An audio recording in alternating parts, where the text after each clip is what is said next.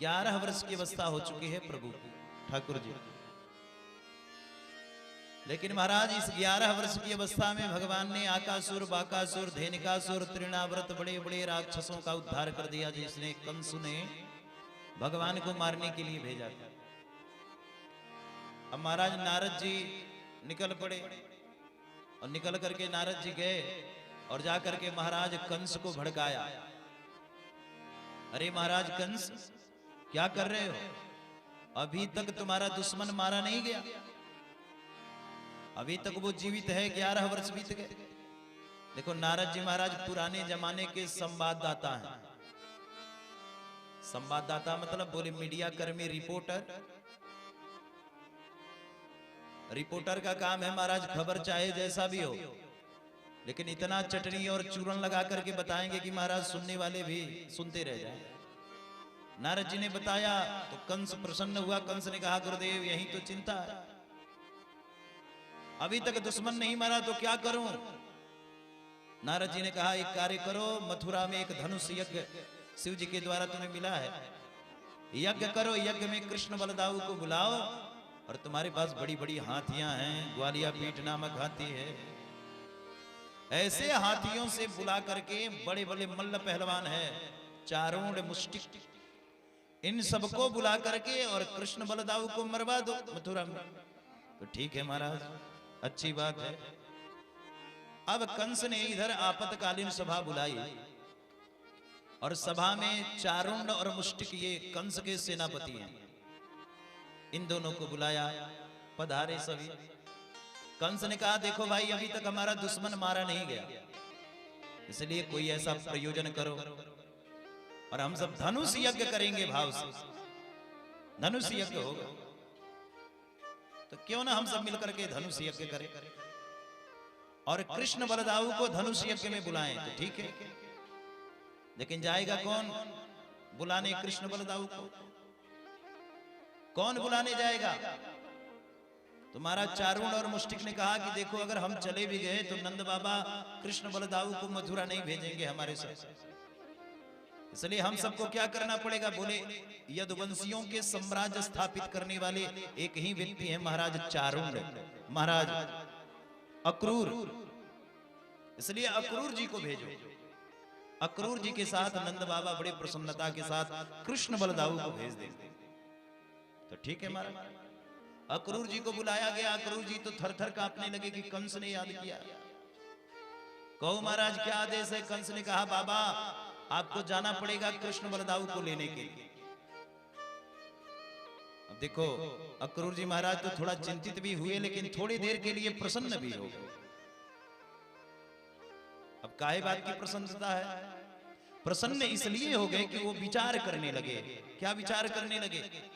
विचार करने लगे कि वाह, आज चल करके भगवान का लालित्यमय दर्शन होगा, भगवान के प्रतिबिंब कैसा होगा, भगवान का सौंदर्य कैसा होगा, मूर मुकुट कैसा होगा, अधरन कैसी होगी, इसलिए आज चल करके दर्शन करेंगे भाव से। महाराज अक्रूर जी रात्रि भर सोए नहीं। सुबह का सूर्योदय हुआ और इस सुबह के सूर्योदय पर ही आज प्रातः काल रथ सजाई, रथ पर आरूढ़ होकर के अक्रूर निकल पड़े कृष्ण बलदाऊ को लेने के लिए। रथेन गोकुलम प्राप्तः सूर्याश्चा गिरिन्द्रप। रथ में आरूढ़ होकर के निकले जा रहे हैं और महाराज बड़ी प्रसन्नता है मन में कि आज कन्हैया का दर्शन होगा, आज भगवान के प्रतिबिंब का दर्शन होगा, आज मन बड़ा तृप्त हो जाएगा, बड़ा प्रसन्न हो जाएगा। लेकिन महाराज सुबह के सूर्योदय से निकले हैं और सूर्यास्त हो गया। देखो मथुरा और वृंदावन की ज्यादा दूरी नहीं है। मथुरा और वृंदावन की दूरी कितनी है? बोले 15 किलोमीटर की दूरी है। और इस 15 किलोमीटर की दूरी पर महाराज सुबह के सूर्योदय से चले हैं, सूर्यास्त हो गया। सूर्य उदय से चले हैं, सूर्यास्त हो गया। अभी तक 15 किलोमीटर की दूरी तय नहीं कर पाए, नहीं कर पाए, क्योंकि जब जब चलते हैं तो भगवान की प्रतिबिंब में याद आ जाता है, वाह कन्हैया कितने सुंदर होंगे, भगवान कैसे दिख रहे होंगे। एक बार मथुरा में एक चौबे जी थे महाराज, मथुरा के चौबे जी, तो उन्होंने थोड़ा ज्यादा पी लिया था, तो पी करके महाराज नौका में बैठ गए। देखो पीने वाले तो महाराज सब सुध बुध खो देते हैं ना। एक बार कथा हो रही थी, कथा में मैंने कहा कि पियो खूब पियो, तो एक सज्जन खड़े हो गए कथा से, बोले महाराज हम तो रोज पीते हैं। हमने कहा क्या पीते हो? बोले दो दो, लेकिन अगर पीना है तो राधा नाम का अमृत पियो, कृष्ण नाम का अमृत पियो, इसको पियोगे तो जीवन सुधर जाएगा, वरना दारू ताड़ी ये सब पीने की चीज है। तो महाराज मथुरा में ये चौबे जी भी बड़ा पी लिए और पी करके महाराज नौका पर बैठ गए। रात भर नौका चलाते रहे, सोचा कि चलो इस मथुरा से वृंदावन चला जाऊंगा सुबह तक। रात भर नौका चलाया, सुबह का सूर्योदय हुआ, महाराज नशा उतरा तो देखा भाई नौका कहां पहुंचा। तो महाराज देखा कि नौका जहां से चली है वहीं तक नौका है, नौका आगे नहीं बढ़ी। अब रात भर खेते रहे नौका,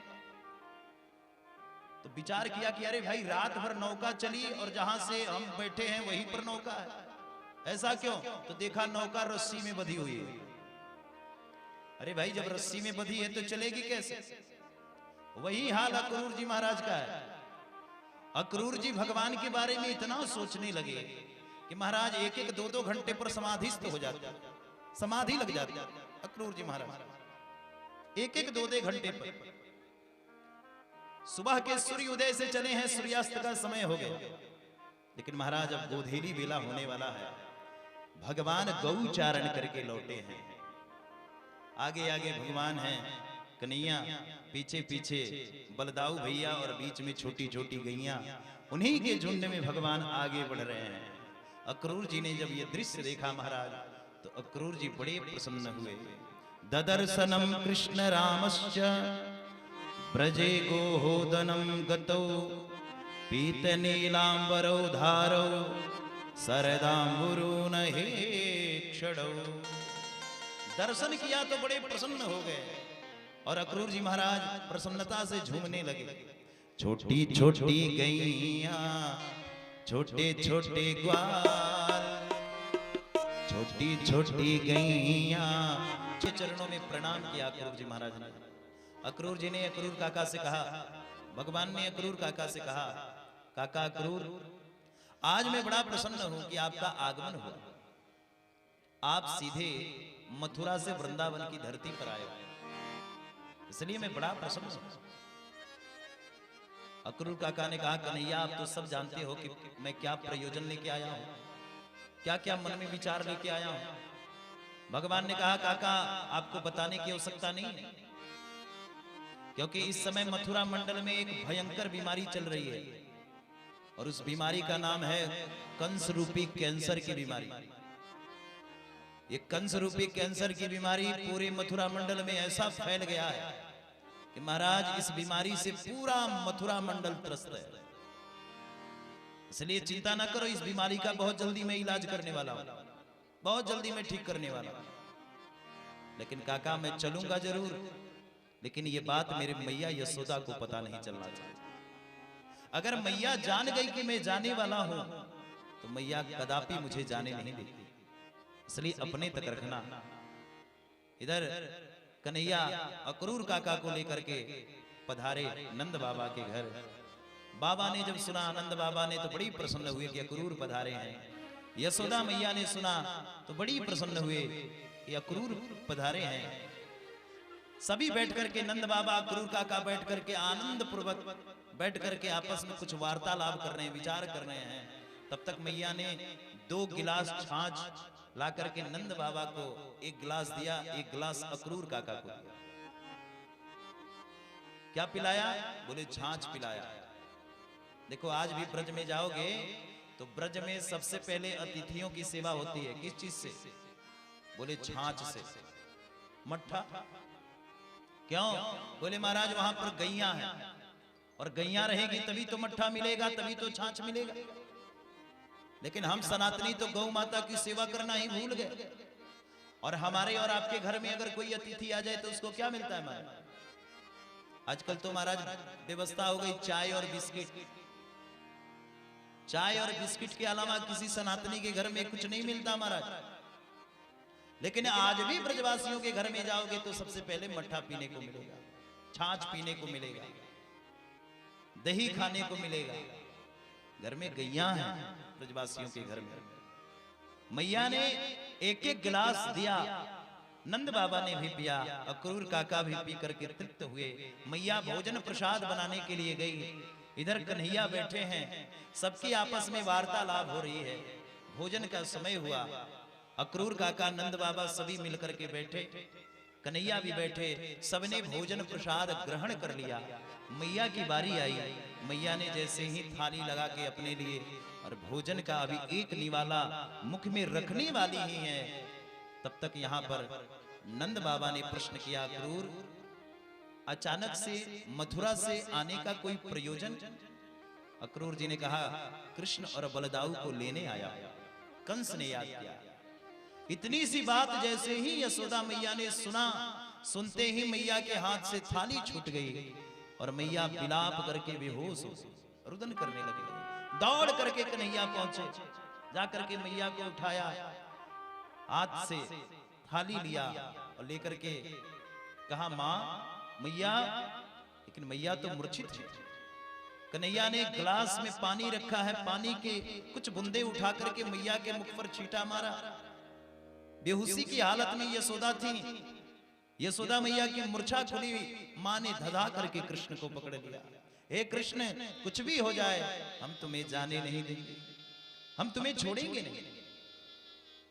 इसलिए आज चाहे जितनी व्यवस्था बिगड़ जाए, कृष्ण माफ करना, मैं तुम्हारी मां हूं और कंस ने याद किया है तो मैं तुम्हें जाने नहीं दूंगी। भगवान ने कहा, मां बालकों का यह स्वभाव है कि वो उद्यम करते हैं, लेकिन जब बालक बड़े हो जाएं तो बालकों को कहीं ना कहीं जाने देना चाहिए, जिससे बालकों का भी मन लगे। और जब बाहरी वातावरण में वो पलेंगे तो महाराज कुछ न कुछ उनको दिव्य ज्ञान होगा। मैया ने कह दिया, अरे कन्हैया कुछ भी हो जाए, हमने जब से कंस के बारे में सुना है, हम तो तुम्हें जाने नहीं देते, नहीं जाने देंगे। इसलिए कन्हैया तुम मत जाओ। नंद बाबा भी आए, नंद बाबा भी समझाए यशोदा मैया को। कन्हैया दौड़ करके आए अक्रूर काका को। कन्हैया ने कह दिया, काका ये बात अभी केवल मैया को पता चला है, कहीं ब्रजवासियों को पता चल गया तो ब्रजवासी हमें जाने नहीं देंगे। ब्रजवासी तो हमें जाने ही नहीं देंगे। इसलिए कार्य करो, रात्रि पर्यंत में ही रथ सजाओ और रथ सजा करके और सब ब्रजवासी निकल पड़ो। ब्रजवासी देखे नहीं और हम सब रात्रि में ही रथ से निकल चले। रथ सजाई गई, 2 बजे की रात्रि है। अक्रूर जी महाराज सारथी बने, भगवान रथ पे आरूढ़ हुए और जैसे ही महाराज रथ बढ़ी बलदाऊ जी के साथ, जैसे ही महल के बाहर रथ आया तो क्या देखा भगवान ने, एक तरफ से गोपियां खड़ी हैं, एक तरफ से गैया खड़ी हैं। सारे ब्रजवासी कन्हैया की प्रतीक्षा कर रहे हैं। मानो ये बात आग सी फैल गई पूरे ब्रजमंडल में कि कृष्ण जाने वाला, कन्हैया जाने वाले। आग सी फैल गई महाराज, सारे ब्रजमंडल में आग सी फैल गई। रथ लेकर के भगवान आगे बढ़े, गैया पीछे से, गोपियां आगे से रथ के घेर करके खड़ी हैं। एक तरफ एक खेमे से राधा रानी रुदन कर रही है, रो रही है। मैया फिर से दौड़ करके आई, भगवान का रथ पकड़ लिया। अरे कृष्ण, यशोदा के लिए तो कम से कम तुम ये ब्रज मत छोड़ो। मैंने बड़े लाड और बड़े प्यार से तुम्हें पाला है पुत्र, हे कृष्ण। भगवान ने जब सुना तो आज अपने मैया का चरण स्पर्श किया प्रभु ने, और चरण स्पर्श करके भगवान आज निकल रहे हैं। हो कृष्ण लेता है ब्रज से गए बरसों बीत गए।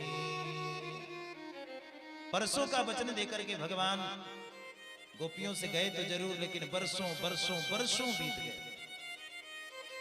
यही वचन देकर के भगवान आगे बढ़ते चले जा रहे हैं। भगवान जा रहे हैं, एक गोपी भगवान की पीछा करने लगी रथ की,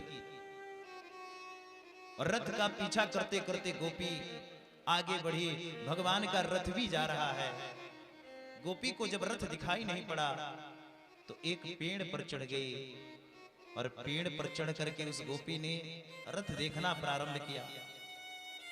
जब रथ बहुत दूर आगे निकल गया तो मानो उस पेड़ से वो गोपी गिरी मूर्छित होकर के। उस पेड़ पर एक काग बैठा था। उस काग को उस गोपी ने कहा, हे कागा, अगर मैं मरूं और मैं गिर जाऊं तो तुम मेरे शरीर के एक एक बोटी नोच के खा लेना, लेकिन हे कागा, मेरे दोनों नेत्रों को ऐसे ही सजो करके रखना, क्योंकि वो प्रीतम वचन दे करके गया है, कृष्ण वचन दे करके गया है कि मैं आज जाऊंगा, कल रहूंगा और परसों आ जाऊंगा। कागा ये तन खाइयो चुन चुन के मांस, पर ये दो नैना न खाइयो, जामे कृष्ण दरस को आस।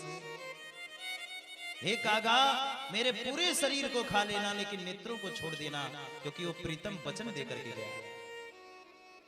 ये दृश्य बैठे बैठे अक्रूर जी महाराज रथ से देख रहे थे। अक्रूर जी ने सोचा रथ में, ये कैसा कृष्ण है?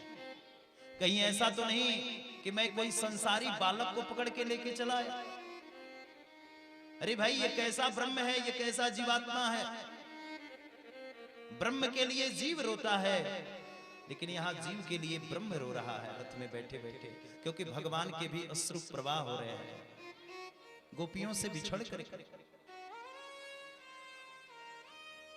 इसका मतलब ये कि मैं अपने रथ में जिसको लेके जा रहा हूं, ये ब्रह्म नहीं, ये कोई साधारण बालक है। रामावतार में भी महाराज मोह हो गया। एक बार किसको? बोले महाराज गरुण जी को। गरुण जी को मोह हुआ। और कैसा मोह हुआ? जब नाग फांस में बंधे भगवान, तो गरुण जी को बुलाया गया। नाग फांस से जब भगवान को मुक्त किया, और भगवान को मुक्त करते ही महाराज गरुण जी ने सोचा, ये कैसा ब्रह्म है? ब्रह्म जीव को मुक्त करता है, लेकिन यहां मैं ही ब्रह्म को मुक्त कर रहा हूं, यानी ये ब्रह्म नहीं। जिस राम लक्ष्मण को मैंने मुक्त किया, ये कोई साधारण बालक नहीं। जब रावण का प्रभु ने उद्धार किया, तो रावण के उद्धार करते ही महाराज सारे संदेह दूर हो गए। वही हाल अक्रूर जी महाराज का है। अक्रूर जी महाराज भाव से बैठे तो हैं, लेकिन अक्रूर जी विचार कर रहे हैं। क्या विचार कर रहे हैं अक्रूर जी महाराज? बैठे बैठे सोच रहे हैं कि जिस जीव को ब्रह्म के लिए रोना चाहिए, इस रथ में वही ब्रह्म बैठा बैठा उस जीव के लिए रो रहा है। कहीं ऐसा तो नहीं कृष्ण नाम का कोई साधारण बालक में पकड़ के लेके आ गया? भगवान तो अंतर्यामी है, भगवान सब कुछ समझ गए। जैसे ही जमुना तट पर भगवान गए, जमुना तट पर जाते ही भगवान ने अक्रूर काका से कहा, अक्रूर काका एक कार्य करो, आप जमुना जी में स्नान कर लो। अक्रूर जी ने वस्त्र उतारे, जैसे ही जमुना जी में प्रवेश किया तो क्या देखा? भगवान जमुना जी में अपने क्षीर सैया पर विराजमान हैं, और सारा ब्रह्मांड भगवान की सेवा में लगा हुआ। अक्रूर जी ने देखा कि अरे, जिस कृष्ण को मैं साधारण समझ रहा था, वो कृष्ण जगतपति है।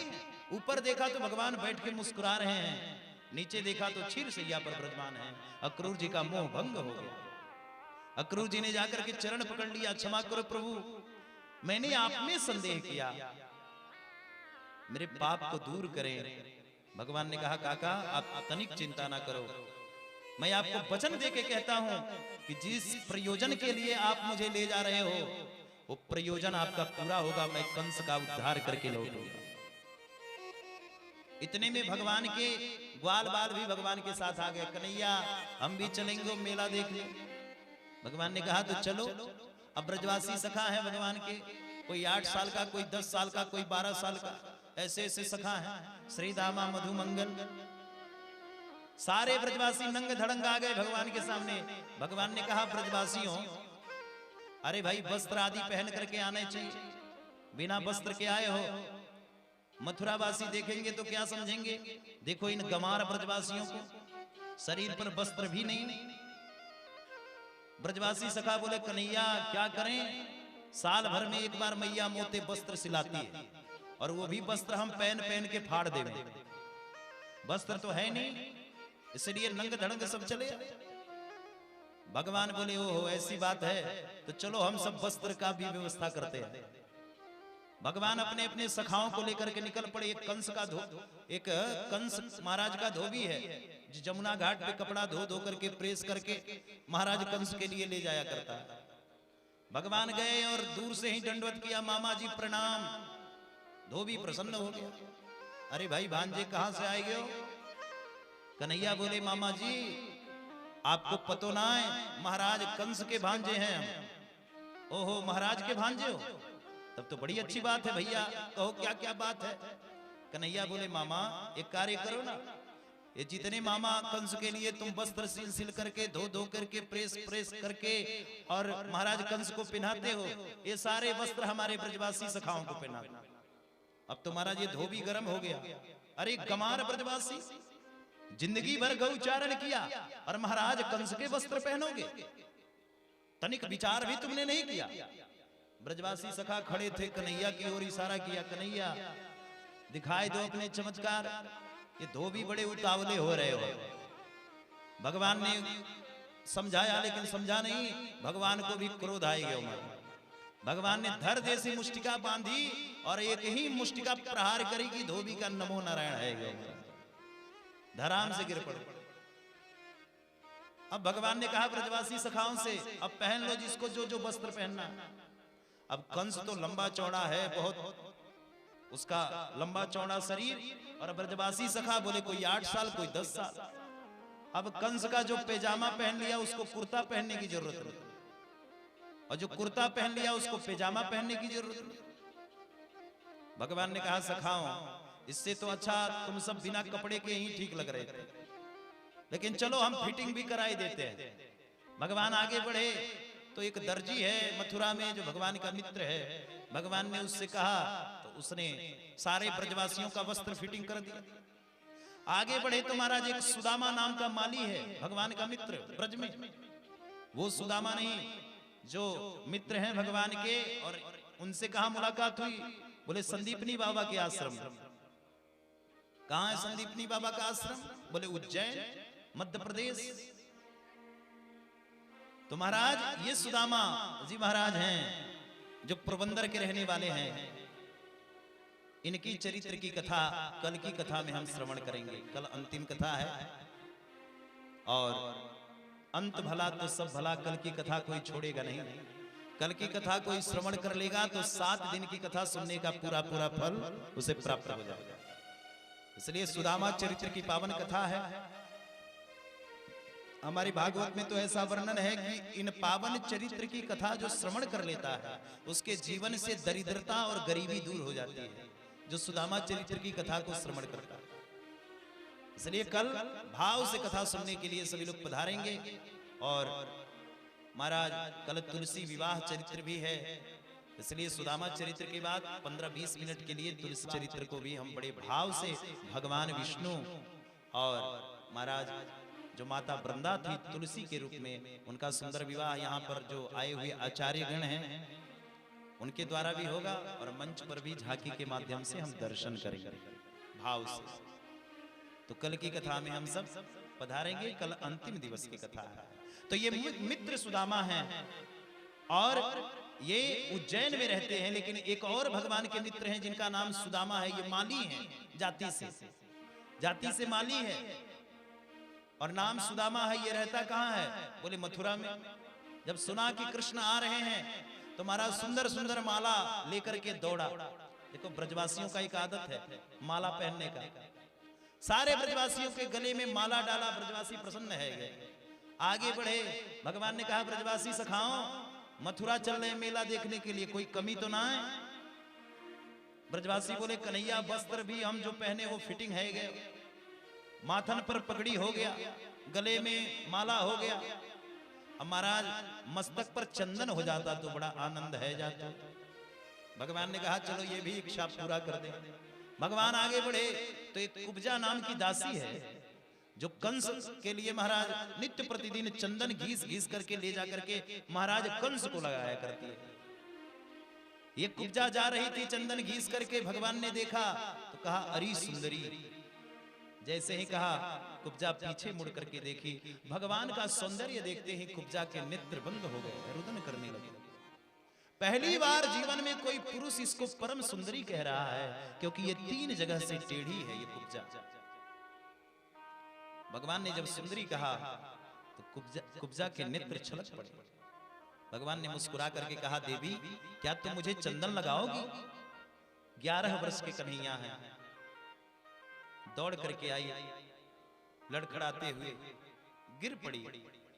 भगवान ने संभाला तो महाराज आंखों में अश्रु प्रवाह लिए और भगवान के ललाट पर आज चंदन लेपन किया है। सारे ब्रजवासी सखाओं को लगाया।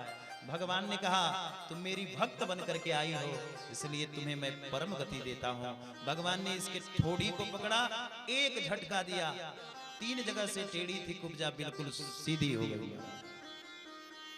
अब भगवान आगे बढ़े, सारे मथुरावासी भगवान की स्वागत और सेवा कर रहे हैं।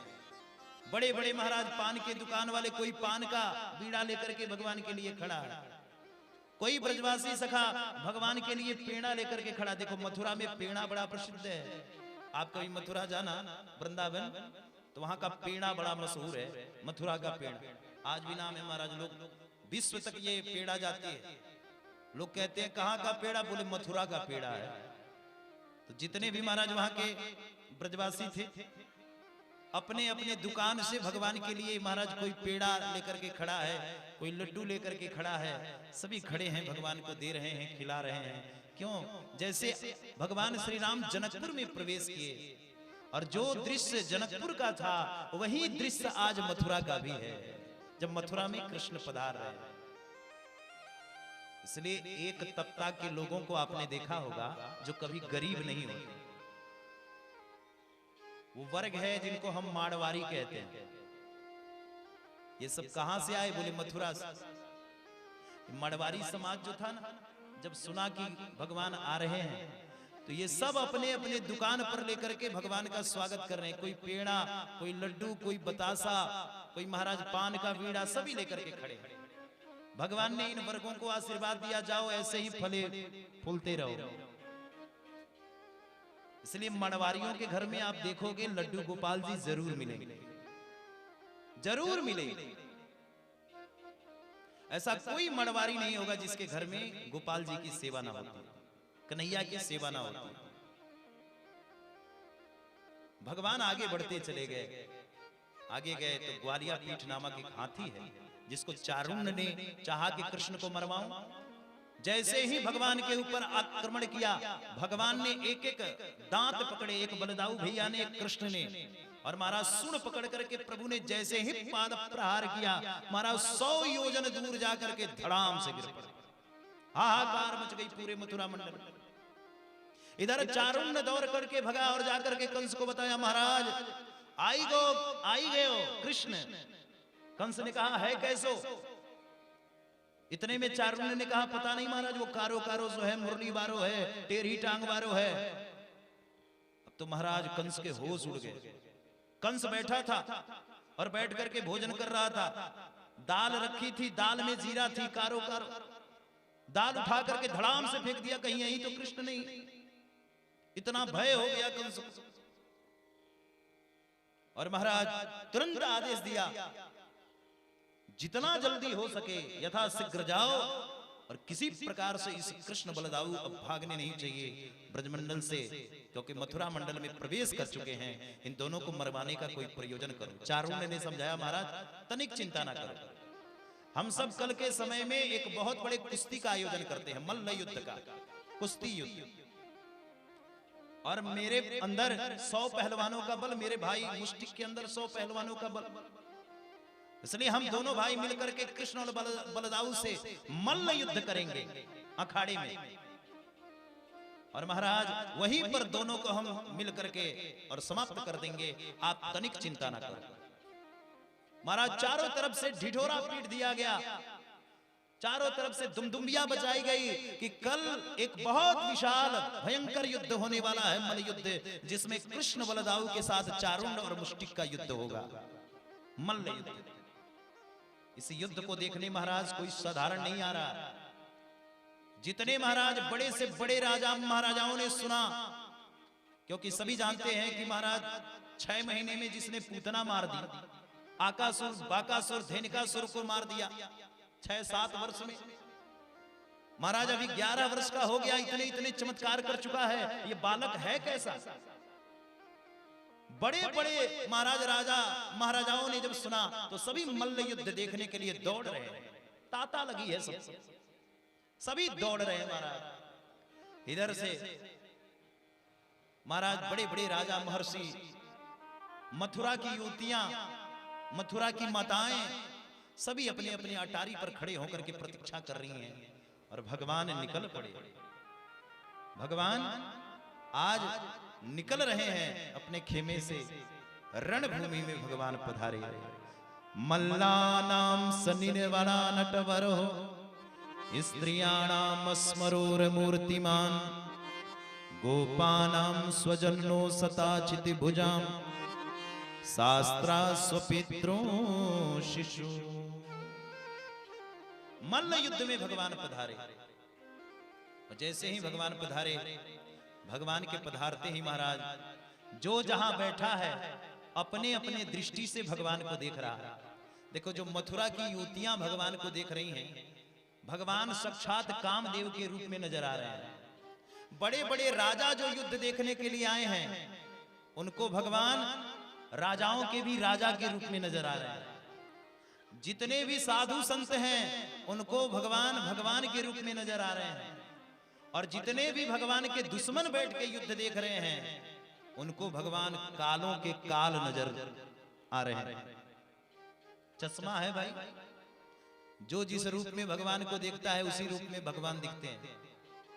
जागी रही भावना जैसी, प्रभु मूरत देखी तिन तैसी। अरे भाई चश्मा है, हरा रंग का लगाओगे तो हरा दिखेगा, लाल रंग का चश्मा लगाओगे तो लाल दिखेगा, पीला रंग का लगाओगे तो पीला दिखेगा, काला रंग का लगाओगे तो काला दिखेगा। तो भगवान जैसे ही इस युद्ध भूमि में आए, जो जैसे बैठा है, जिस रूप में भगवान का दर्शन कर रहा है, भगवान उसी रूप में इसको दर्शन दे रहे हैं। और भगवान युद्ध भूमि में आए, चारुण्य से भगवान का युद्ध होने लगा, और मुष्टिक से बलदाऊ जी का युद्ध छिड़ा। जैसे ही छिड़ा, भगवान ने धीरे से रोका चारुण्य को, ए भैया हमसे मल्ल युद्ध करेगा? अरे दारी के तो को शर्म नहीं आती, मैं ठहरा 11 वर्ष के छोरा, और तू ठहरा महाराज 50 वर्ष तुम्हारी आयु है, 11 वर्ष के छोरे से युद्ध करेगा? चारुण्य ने कहा, अरे कन्हैया अपने आप को छोटा कह रहे हो तो, न बालो न किशोरस्त्वम बलश्यम बलश्य बलिनाम वर लीलयोभ्यो हतो येन। अरे तू अपने आप को छोटा समझ रहा है, हम तुम्हारे चमत्कार को जानते हैं। तने 6 महीने में पूतना का, 2 महीने में पूतना, 6 महीने में महाराज तृणाव्रत, बड़े बड़े राक्षसों का तने उद्धार कर, और फिर भी अपने आप को छोटा कह रहा है। इसलिए देखने में छोटो है, परंतु छोटो ना है, तू तो बहुत खोटो है। देखने में छोटा लग रहा है तू, परंतु छोटा नहीं है तू। इसलिए आओ हमसे युद्ध करो। भगवान ने कहा तो ठीक है, आई जाओ भैया, 2-4 हाथ धोई जाए। भगवान भी युद्ध करने लगे चारुण्य के साथ, बलदाऊ जी युद्ध करने लगे मुष्टिक के साथ। महाराज भयंकर युद्ध छिड़ गया इस अखाड़े में। दांव पर दांव चल रहे हैं महाराज, कोई किसी से कम नहीं। अंतोगत्वा भगवान को क्रोध आ गया और भगवान ने धर जैसी महाराज दोनों मुष्टिका बांधी और बांध करके चारुंड के ऊपर जैसे ही घुमा के एक मुष्टिका प्रहार किया, चारुंड का चटनी और चूरन हो गया महाराज। गिर पड़ो चारुंड। इधर मुष्टिक युद्ध कर रहा था बलदाऊ भैया से। बलदाऊ भैया के हाथ में महाराज इसी हाथी का ग्वालिया पीठ का महाराज दांत है। दांतन से भैया ने एक घुमा करके जैसे ही प्रहार किया महाराज, यहां पर मुष्टिक भी गिर पड़ा धाराशाही। कन्हैया दौड़ पड़े। कंस बैठा था महाराज आगे और देख रहा था युद्ध। भगवान ने जाकर के पहले मामा का बाल पकड़ा। अरे मामा, इसी बाल को तुमने पकड़ा था मेरी मां देवकी। और बाल पकड़ करके जैसे ही पाद प्रहार किया, लुढ़कता हुआ महाराज सीढ़ियों से नीचे आया, भगवान के ऊपर आक्रमण किया। भगवान अंतर ध्यान हो गए। तुरंत महाराज खंजर से तलवार निकाल करके और भगवान के ऊपर प्रहार घूम करके एक मुष्टिका प्रहार करी। लुढ़कता हुआ फिर से नीचे गिरा। भगवान इसके वक्षस्थल पर बैठ करके और दो मुष्टिका जोर जोर से प्रहार किया। रक्त प्रवाह हो गया, नेत्र फट गए महाराज। चारों तरफ से रक्त लहूलुहान होकर के आज कंस गिर पड़ा और इसकी मृत्यु हो गई। बोल कंस मर्दन भगवान की। भगवान ने इस कंस का उद्धार कर दिया। कंस की दो पत्नियां आस्तिक और प्राप्ति, ये जरासंध की पुत्री हैं, आकर के रोने लगी। भगवान ने अपने मामियों को समझाया, क्यों रो रही हो देवी? तो महाराज, हमारे महाराज को आपने मार दिया, कंस मारेगा। भगवान ने समझाया, दिव्य ज्ञान दिया और ज्ञान देकर के भगवान अब निकल पड़े। कहां? जेल खाने की ओर, क्योंकि मथुरा के जेल खाने में भगवान के माता और पिता बंद हैं, देवकी और वसुदेव। भगवान जैसे ही गए, भगवान ने गेट से क्या देखा कि मैया के हाथ में बेड़ियां हैं, सिक्कड़ से चारों तरफ से शरीर जकड़ा हुआ है। वसुदेव जी भी गिरे पड़े हैं। प्यारे भागवत में वर्णन है, 11 वर्ष बीत गए महाराज। देवकी और वसुदेव ने अपने मुख में एक अन्न का निवाला तक भी नहीं रखा। कृष्ण की प्रतीक्षा करते रहे। जिस मां ने अपने पुत्र को जन्म दे करके और महाराज दूसरे के घर भेज दिया हो,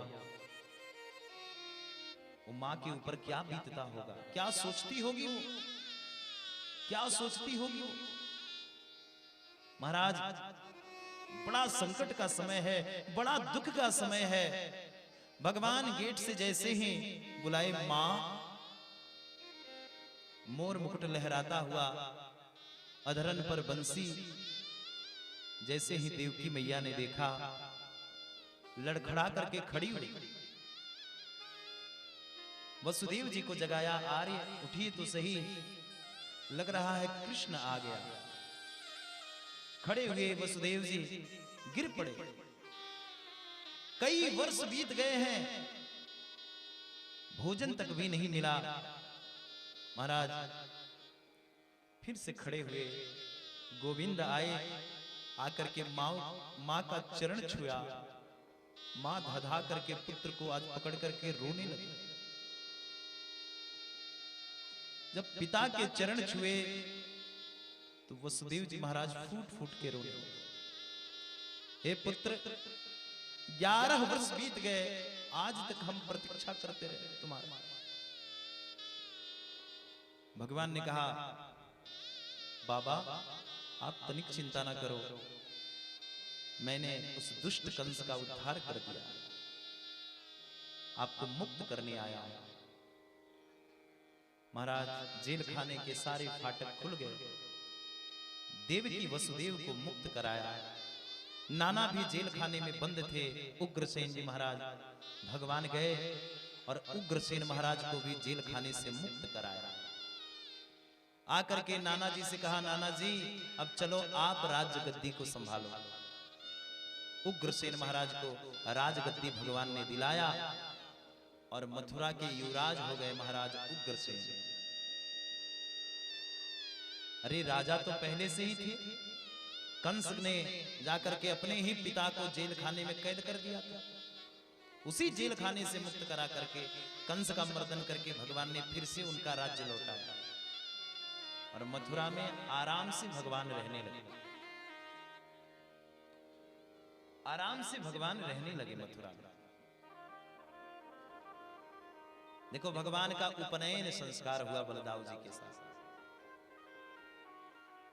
और जब तक महाराज उपनयन संस्कार ना हो ब्राह्मण क्षत्रिय वैश्य का, तब तक महाराज पढ़ने योग्य नहीं होता, वो विद्यार्थी। इसलिए उपनयन संस्कार ब्राह्मण क्षत्रिय और वैश्य तीनों को जल्दी से जल्दी कम से कम 10 वर्ष तक के अंदर इन बच्चों का उपनयन कर देना चाहिए दिव्य ज्ञान के लिए। भगवान का भी आज उपनयन संस्कार हुआ। गर्गाचार्य जी महाराज ने उपनयन संस्कार करवाया और भगवान निकल पड़े। कहां? बोले बलदाऊ जी के साथ भगवान पढ़ने के लिए निकले।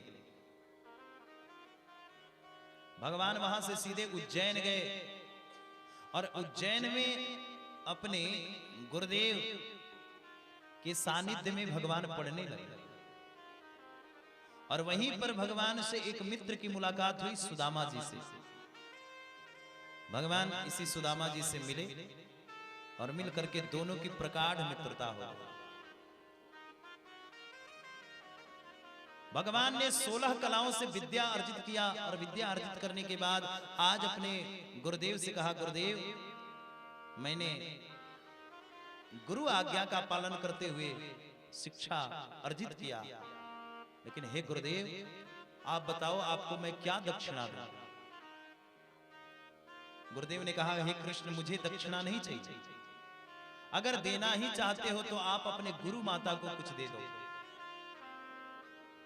महाराज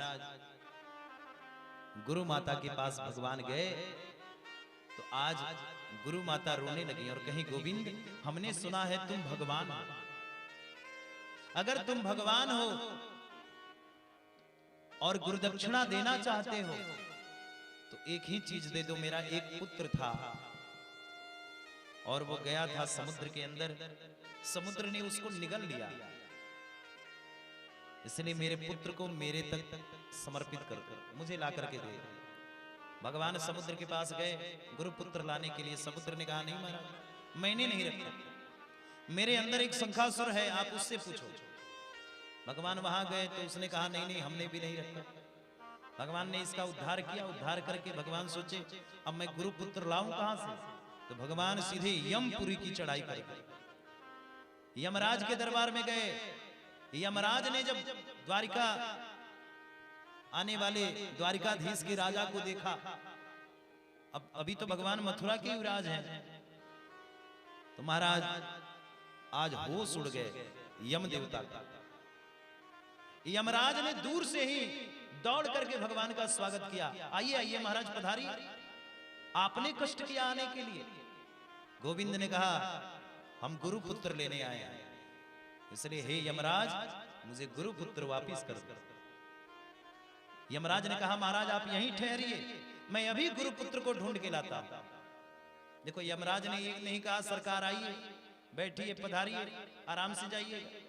अचानक से अगर दरवाजे पर प्रधानमंत्री जी आ जाए तो महाराज लोग कहां रखेंगे प्रधानमंत्री जी को? जैसी व्यवस्था है महाराज, अच्छे से अच्छे व्यवस्था देकर के बैठने के लिए महाराज भोजन पानी की व्यवस्था करके उनको खाने पीने का प्रबंध किया जाए। लेकिन यमराज ने ऐसा नहीं किया, बोला सरकार आप यहीं रुकिए और मैं गुरु पुत्र को ढूंढ के लाता हूं। क्यों? यमराज के भी होश उड़ गए।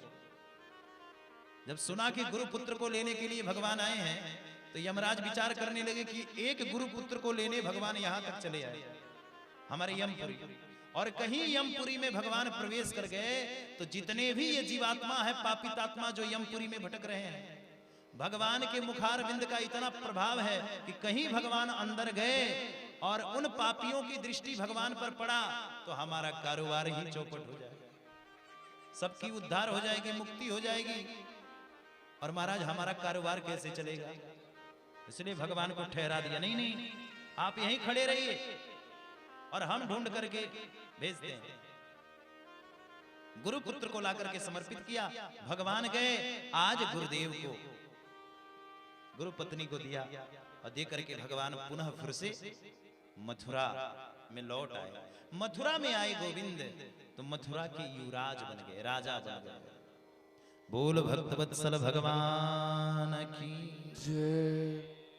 मथुरा के राजा प्रभु बन गए और आनंद पूर्वक मथुरा में अब राज्य करने लगे। विचार करो, भगवान परसों का वचन देकर के ब्रजवासियों को लौटे थे।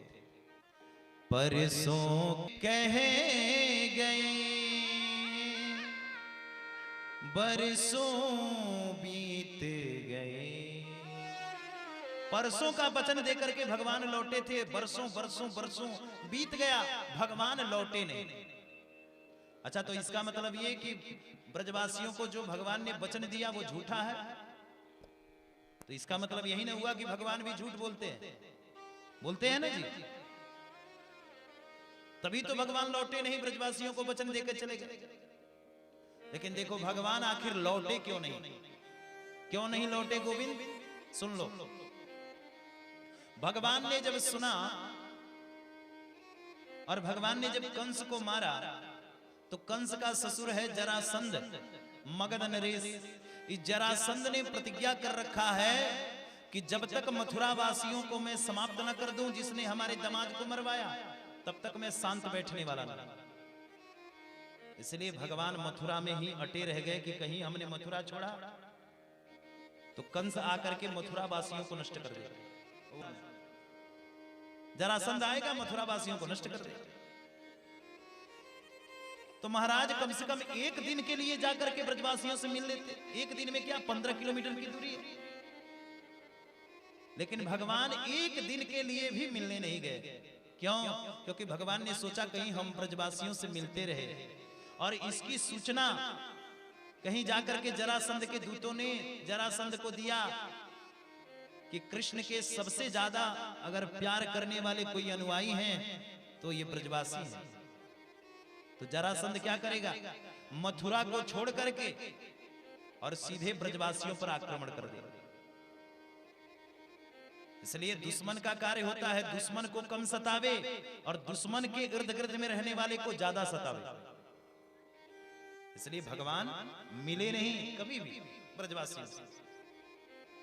अच्छा, तो भगवान बुला करके मिल लेते।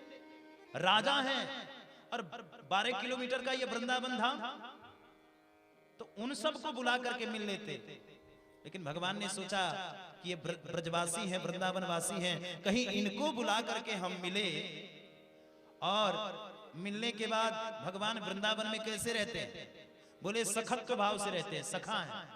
कोई सखा आता है कहता है कन्हैया चल कबड्डी खेला जाए, तो भगवान सखाओं के साथ में कबड्डी खेलने चले जाते हैं। कोई सखा आता है कहता है कन्हैया चलो तुम घोड़ा बन जाओ, तो भगवान घोड़ा बन जाते हैं। चल रे घोड़ा टिक टिक टिक टिक, भगवान के ऊपर लद करके सवारी करने लगते ब्रजवासी सखा। और मथुरा में क्या है? भगवान युवराज बने हैं, राजा बने हैं। तो भगवान ने सोचा कहीं ब्रजवासियों को हमने बुला लिया और ब्रजवासियों को बुला करके हमने रख लिया और हम किसी राजनीतिक चर्चाओं में लगे रहे। राजनीतिक चर्चाएं हो रही हैं, उसी बीच में कोई ब्रजवासी आया और आकर के बोला कन्हैया चल कबड्डी खेला जाए, तो ये मथुरावासी क्या सोचेंगे? देखो इन गमार ब्रजवासियों को, जिंदगी भर तो गौचारण किया, राजा से कैसे बात की जाती है ये भी पता नहीं। तो हमारे ब्रजवासी सखाओं की अवहेलना हो जाएगी। इसलिए भगवान ने सोचा जंगल का फूल जंगल में ही खिले तो अच्छा है। जंगल के फूल को अगर महल में सजा दोगे तो फूल मुरझा जाएगा, सूख जाएगा। इसलिए भगवान वादा तो कर लिए लेकिन जा नहीं पाए। भगवान के साथ यही मजबूरियां थी। लेकिन आज भगवान को बहुत याद आ रही है, बहुत याद आ रही है। भगवान मैया ने, देवकी मैया ने 56 प्रकार के व्यंजन बना करके कृष्ण के सामने रखा, लेकिन भगवान रोते हुए बोले माँ आज यशोदा मैया की मुझे बहुत याद आ रही है, बहुत याद आ रही है। देवकी मैया के सामने रो रहे हैं भगवान। आज नंद बाबा की बहुत याद आ रही है मुझे। भगवान रोने लगे। इसी बीच में भगवान का एक सखा है जिसका नाम है उद्धव। ये उद्धव बड़े ज्ञानी हैं, हमेशा ज्ञान ध्यान की बातें करते रहते हैं। भगवान ने सोचा मैं इस मथुरा में बैठ करके किसको बताऊं, किसको समझाऊं अपनी विडंबना। और एक उद्धव मेरा मित्र भी है, तो हमेशा ज्ञान ध्यान में लगा रहता है। प्रेम की परिभाषा तो इसको आता ही नहीं, ये समझेगा कैसे। क्यों न मैं उद्धव को एक बार ब्रजवासियों के समक्ष भेजूं। ब्रज में उद्धव जाएगा तो प्रेमी बन करके आ जाएगा, और प्रेमी बन करके आएगा तो प्रेम की परिभाषा को मैं बैठे बैठे और मथुरा में भी इसे समझाते रहूंगा। इसलिए भगवान ने उद्धव को बुलाया और कहा, उद्धव तुम जाओ और जाकर के ब्रजवासियों को हमारा संदेश देना और कहना कि अब वो मुझे भूल जाए। उद्धव ने कहा हम जाएंगे और समझाएंगे, समझा करके कहेंगे देखो निराकार ब्रह्म को ढूंढो। जिस साकार स्वरूप भगवान को याद करते हो तुम, वो भगवान को तो नाना प्रकार के जाल हैं, जंजाल हैं। और भगवान इस समय तो मथुरा के युवराज हैं, इसलिए वही भगवान का स्वरूप निराकार स्वरूप में तुम प्राप्त करो, ढूंढो। 1 मिनट में समझा के आ जाऊंगा। भगवान ने कहा तो ठीक है जाओ उद्धव। उद्धव जाने लगे तो भगवान ने कहा उद्धव कहां जा रहे हो। अरे मेरा ये मोर मुकुट तो लेते जाओ, मेरा पीतांबर लेते जाओ। मेरे बिना मोर मुकुट और पीतांबर के तो पता है तुम्हें, ब्रजवासी तुम्हें देखने तक भी नहीं आए। इसलिए ब्रजवासियों को रिझाना है तो मेरा ये मोर मुकुट ले जाना, ये मेरा पीतांबर ले जाना और कहना मैं कृष्ण का मित्र हूं। और एक दिव्य पत्र लिख करके भगवान ने ब्रजवासियों के लिए, गोपियों के लिए दिया। वही पत्र लेकर के उद्धव निकल पड़े। जाओ लाता नहीं है,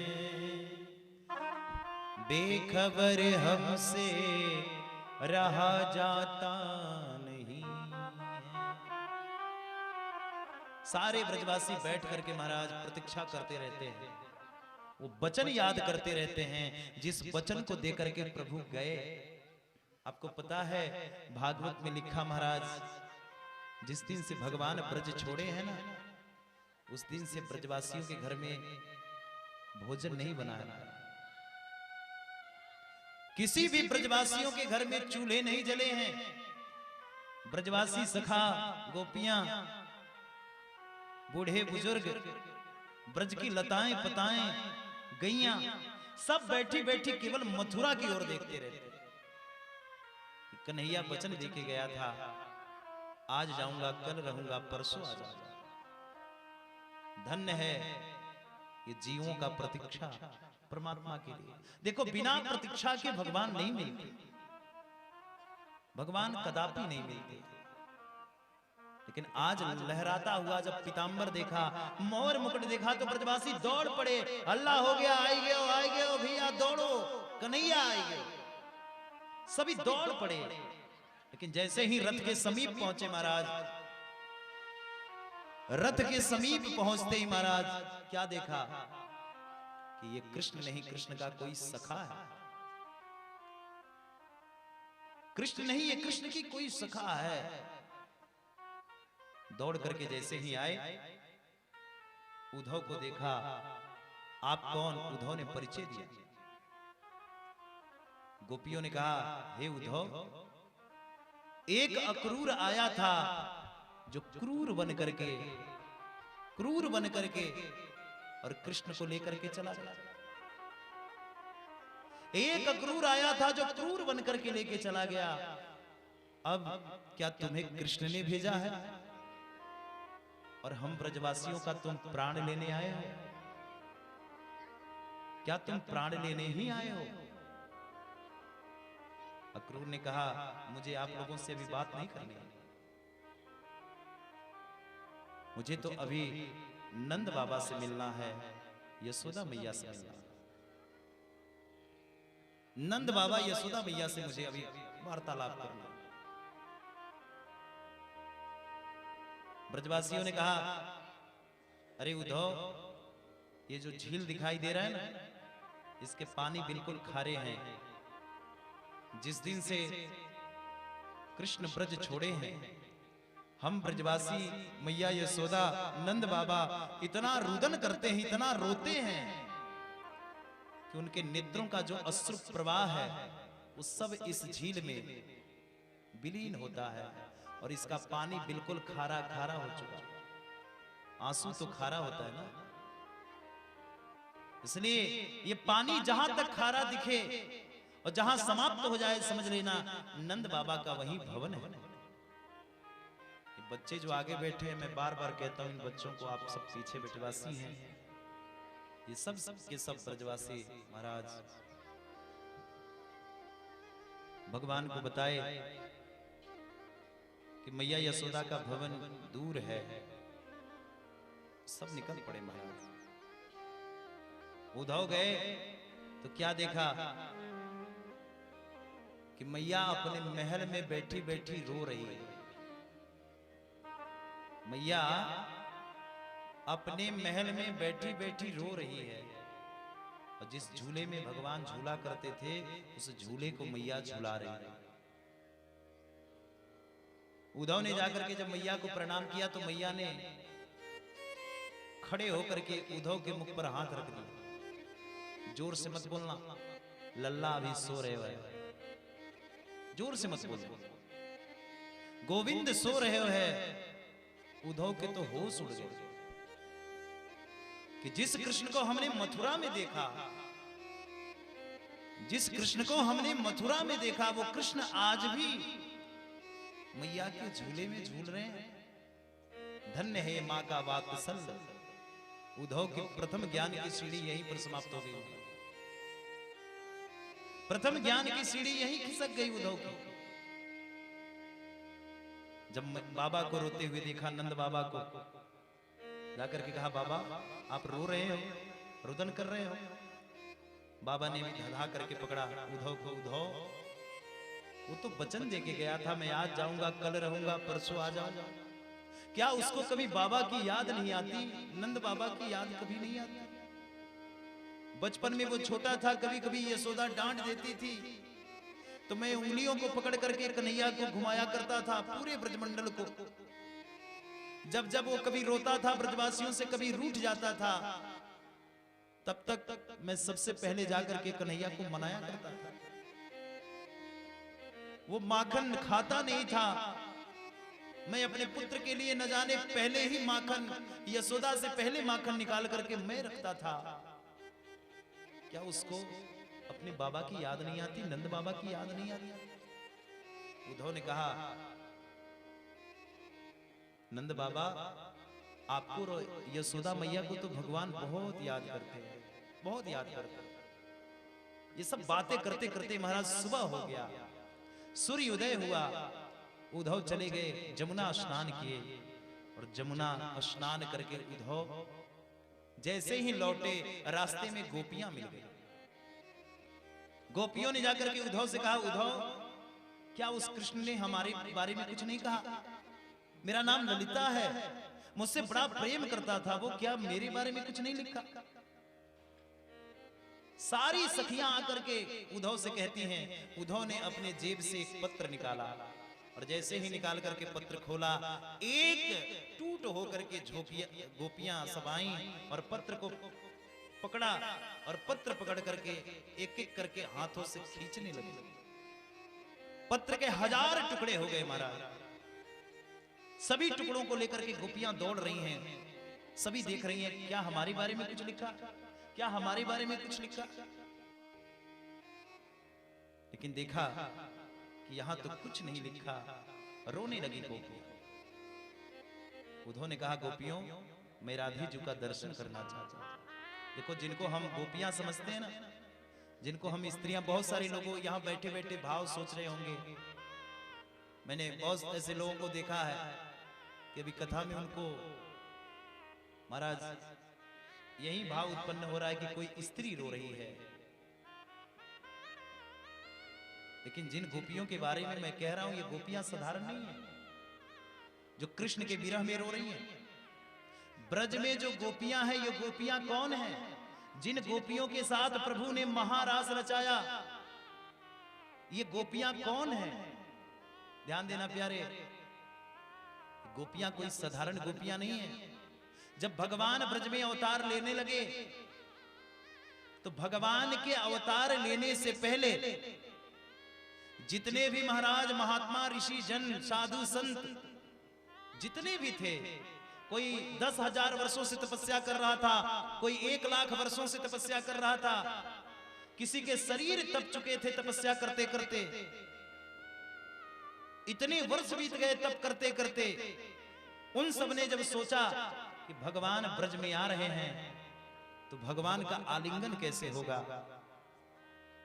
कैसे भगवान का दर्शन होगा, हम कैसे भगवान को रिझाएंगे। वही सारे के सारे महात्मा भगवान के अवतार लेने के बाद गोपी बनकर के ब्रज में अवतार ले रहे। ये जितनी गोपियां दिख रही हैं ब्रज के अंदर, ये सब के सब महात्मा हैं जो तप कर रहे थे, तपनिष्ठ थे, और ये सब गोपी बनकर के भगवान को आलिंगन करने के लिए ब्रज में आए हैं। जिन गोपियों के साथ भगवान ने महारास किया ना, ये गोपियों का उम्र साधारण नहीं है। भगवान की कितनी अवस्था है? 11 वर्ष, और 1 वर्ष से मथुरा में भगवान है, 12 वर्ष बीत गए। और ब्रज में कोई ऐसी गोपियां नहीं हैं जो 30 वर्ष से कम की हो। यशोदा मैया की उम्र की हैं गोपियां, सबकी सब ऐसे ऐसे गोपियों का उम्र है। सब भगवान के विरह में रो रही हैं। ये किसी प्रेमी और प्रेमिका का प्रेम नहीं है, साधारण हमारे मनुष्यों का प्रेम नहीं है। जिस प्रेम में कोई लड़की किसी लड़के के लिए रो रही है, नहीं, ये प्रेम नहीं है प्यारे, इसको समझने की आवश्यकता है। ये प्रेम तो कोई महाराज विरह वाला व्यक्ति ही समझ सकता है, साधारण व्यक्ति नहीं समझ सकता। साधारण व्यक्ति को तो यही लगेगा कि महाराज ये किसी लड़का और लड़की का विरह है, उसी विरह में शायद कोई लड़की प्रतीक्षा कर रही होगी कृष्ण के लिए, कृष्ण एक लड़के हैं। नहीं, ये ब्रह्म है, और ये गोपियां जो है ये जीव हैं। जीव में सभी आते हैं प्यारे, स्त्री भी आता है और पुरुष भी आता है। जीव का मतलब ये नहीं कोई स्त्री नहीं, जीव का मतलब तो महाराज सभी हैं। स्त्री भी है जीवात्मा और पुरुष भी है जीवात्मा। इसलिए एक जीवात्मा ब्रह्म के लिए रो रहा है। यहां ब्रह्म और जीव का मिलन है, ब्रह्म और जीव का विछोप है।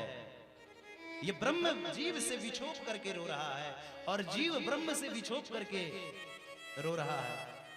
प्रबल प्रेम के पाले पड़ के प्रभु को नियम बदलते देखा, अपना मान भले ही टले भक्त का मान न टलते देखा। उन भक्तों के लिए भगवान रो रहे हैं। गोपियां कोई साधारण भक्त नहीं है, यहां समझने की आवश्यकता। हम संसारियों का प्रेम नहीं है।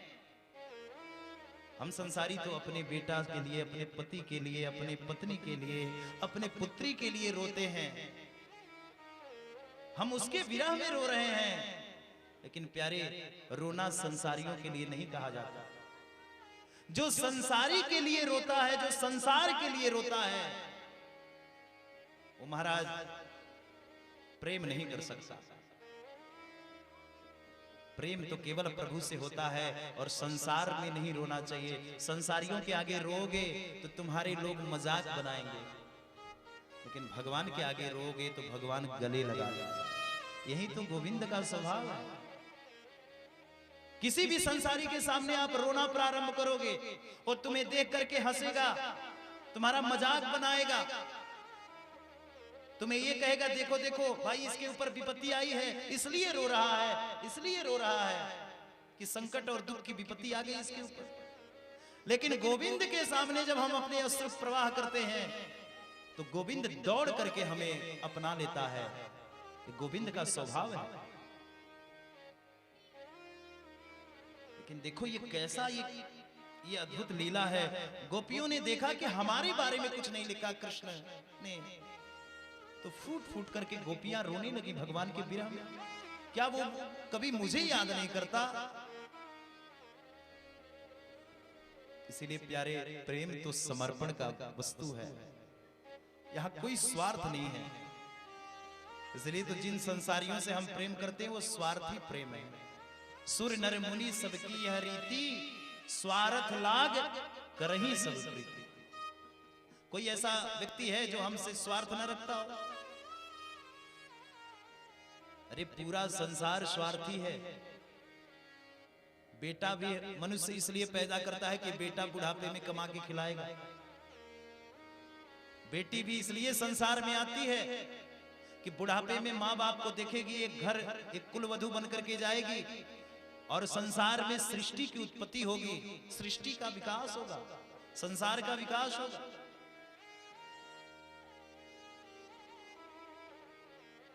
पति इसलिए है कि पति से भी पत्नी को स्वार्थ है,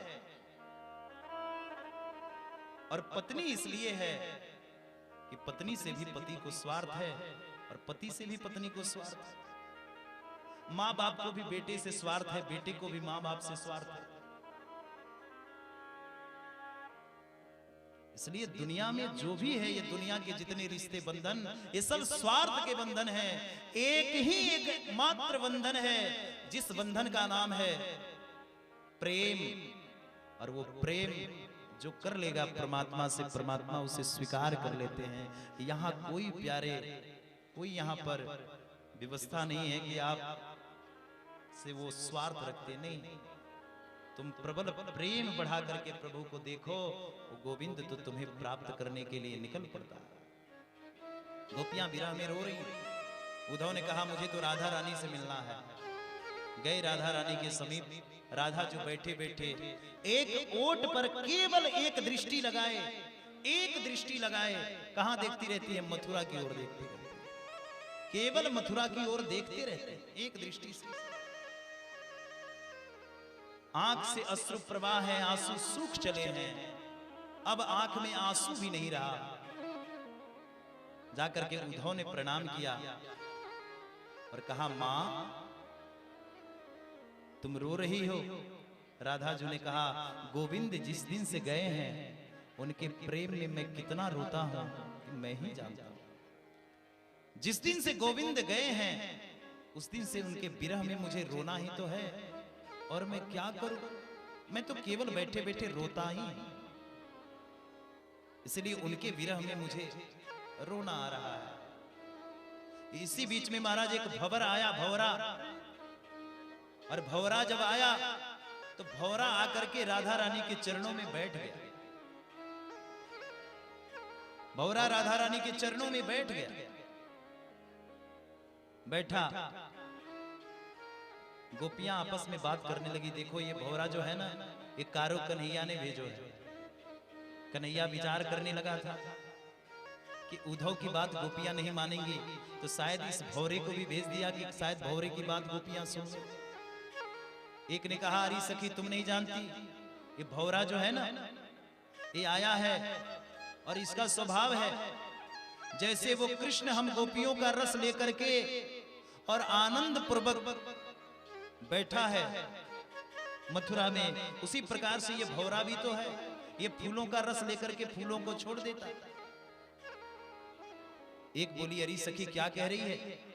प्रीतम सुनेगा तो प्रीतम नाराज होगा।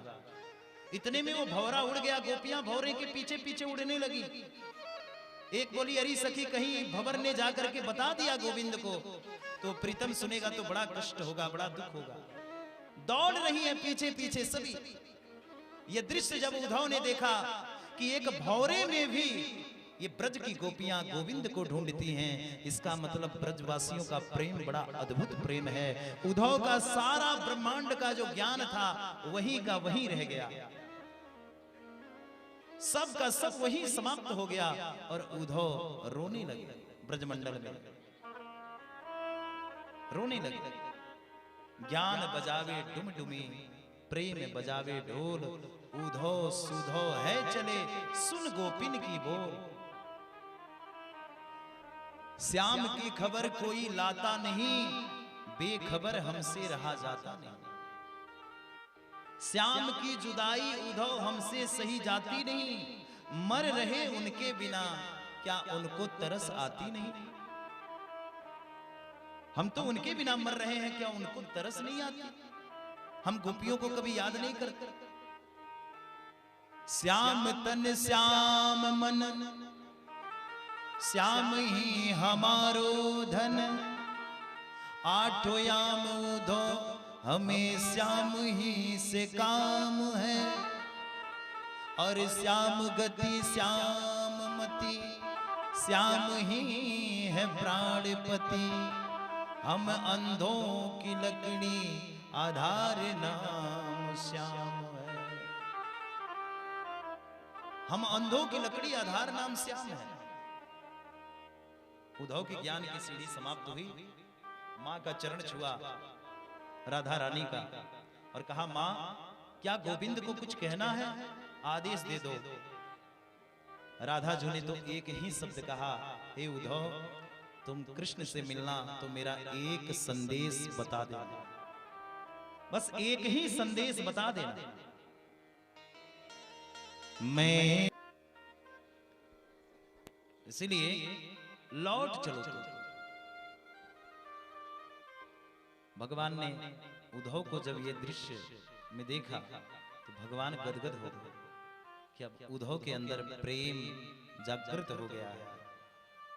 और भगवान ब्रजवासियों का एक एक करके हाल समाचार लेते चले। इस प्रकार से भगवान 12 वर्ष तक रहे मथुरा में। जरासंध ने 17 बार आक्रमण कर दिया मथुरा के ऊपर, लेकिन भगवान ने जरासंध को परास्त करके भेज दिया। 18वीं बार 14 अक्षौणी सेनाओं को लेकर के दौड़ा। और उन सेनाओं में महाराज किसको? बोले महाराज उन सेनाओं में ब्राह्मणों को भी भर्ती कर लिया, जिसमें एक काल यौवन को लेकर के आया। काल यौवन जो है ये इतना पुण्यात्मा है कि 2 लाख गायों का नित्य प्रतिदिन दान करता है। और सोचा कि चलो इस काल यौवन को लेकर के चलूंगा और कृष्ण से युद्ध कराऊंगा और कृष्ण को ये काल यौवन समाप्त कर देगा, क्योंकि पुण्यात्मा है। भगवान को परास्त करने वाला तो कोई पुण्यात्मा ही हो सकता है।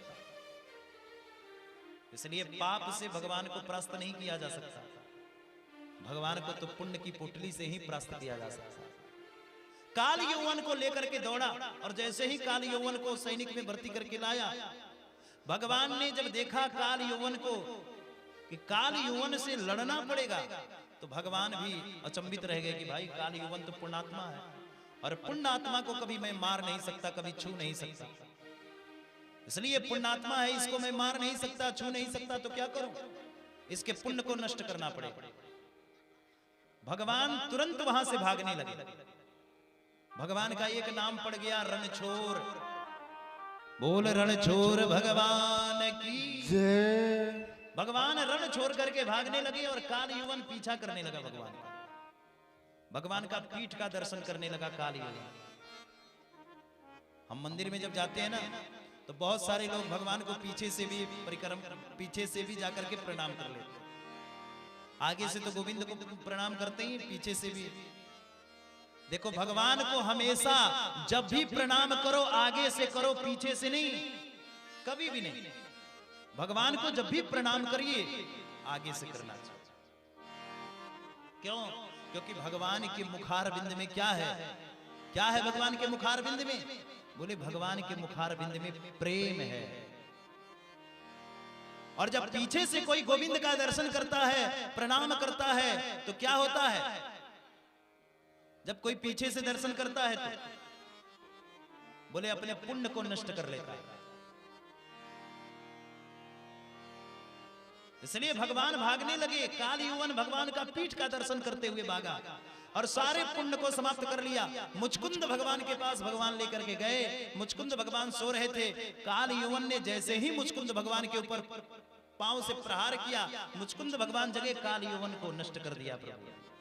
और भगवान वहां से भगे और सीधे पहुंच गए कहां? कहां पहुंच गए?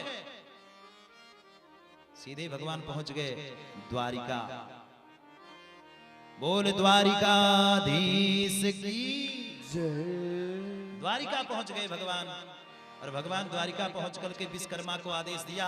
विश्वकर्मा ने एक सुंदर पुरी का निर्माण किया, द्वारिकापुरी, और उसी द्वारिकापुरी में भगवान रहने लगे आनंद पूर्वक। इनके बड़े भैया है बलदाऊ जी, बलदाऊ जी का विवाह हुआ। किसके साथ बलदाऊ का विवाह हुआ? बोले रेवती जी के साथ। रेवती जी के साथ बलदाऊ जी का विवाह हुआ। रेवती जी किसकी पुत्री हैं? रेवत नाम के राजा की पुत्री हैं रेवती जी। देखो रेवती जी इतनी सुंदर थी, इतनी सुंदर थी रेवती जी। अरे बताओ थोड़ी कथा भी तो सुन लो। अरे घर की चर्चा घर तक और कथा को कथा तक।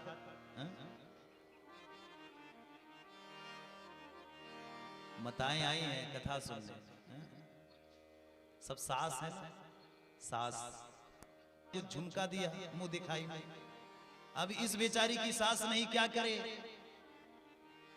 तो महाराज गई बढ़ई के पास, एक काठ की सासू मैया को बनवाया, काठ की सासू मैया, और ला करके घर में रख लिया। और रोज अगरबत्ती लेकर के महाराज काठ की सासू मैया के पास, जय सासू मैया, जय सासू मैया, रुपया गहना पैसा हमके दे जैया, जय सासू मैया। रोज गावे महाराज अगरबत्ती लेके। एक बार महाराज उस गांव में चोर आ गए, चोर चोरी करने के लिए। ढेर सारा महाराज हीरा मोती माणिक आदि लेकर के भाग रहा था। अब पुलिस पीछे पड़ी थी, उसको कुछ दिखा नहीं। एक जंगला था, उसी जंगले से महाराज मोती को फेंक दिया लेकर। पेटी को फेंका, काठ की सासू मैया की मूर्ति थी, पेटी से टकराई, पेटी नीचे और ऊपर से सासू मैया की मूर्ति। अब पतोहू बेचारी बहू सुबह सुबह महाराज अगरबत्ती लेकर के जैसे ही घर में आई, घर में जैसे ही अगरबत्ती लेकर के पहुंची तो क्या देखा? पेटी पर सास की काठ की मूर्ति गिरी हुई है। मूर्ति को उठाया और ला करके लगा दिया। पेटी जब खोला महाराज तो ढेर सारा हीरा मोती माणिक पुखराज देखा, होश उड़ गए। अरे बाप रे, काठ की सास की सेवा करने से इतना धन मिलता है। अब देखो माताओं के पेट में बात ज्यादा पचता नहीं है, बहुत जल्दी उगल देती है। अब धीरे धीरे पड़ोसियों को भी पता चल गया, जाकर के काना फूसी होने लगा कि काठ की सास की सेवा करने से धन मिलता है। अब नई नवेली जितनी बहुएं आई थी, अपने अपने सास के बाल में हाथ लगा के, झोटा पकड़ के सब घर से बाहर, और सबके सब काठ की सास को बुला करके बना करके अपने अपने घर में रख लिया पूजा करने के लिए,